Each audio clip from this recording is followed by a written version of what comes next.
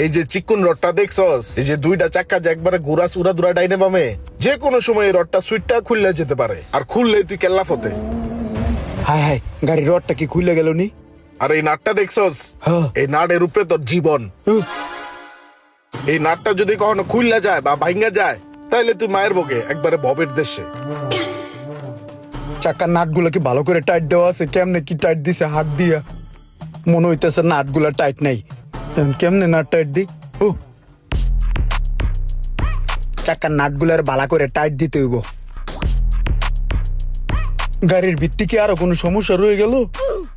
এই পাইপটা দেখছস না, হ্যাঁ। এটা হাইড্রোলিক ব্রেকের। এই পাইপটার মধ্যে কোনো একটা ইটের কোনা মনা যদি বাড়ি খায়, ফুড়া হয়ে গেলে গায়ে তাপাস বাস্ট হয়ে যাবো গা, শেষ আর বেরে কইব না। আমার কাছে কেন জানি মনে হইতেছে হাইড্রোলিকের পাইপটা ফুটো হয়ে গেছে, একটু দেখা দরকার।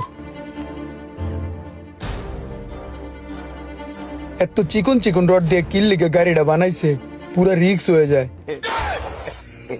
তোর গাড়িটা কিন্তু অনেক ওজন, কয়েকটা পাতলা টিন চিকন চিকন রডের উপরে চলে। ছোট ছোট যন্ত্রাংশ, ছোট ছোট পিনের মতো, কখনো যদি খুললা মুল্লা যায় বা উইরা যায়, তুই একবার মায়ের বগে ওপারে টপকে যাবি। এখন গাড়িটা যদি আমি চালাই আর যদি কোনো একটা সমস্যা হয়,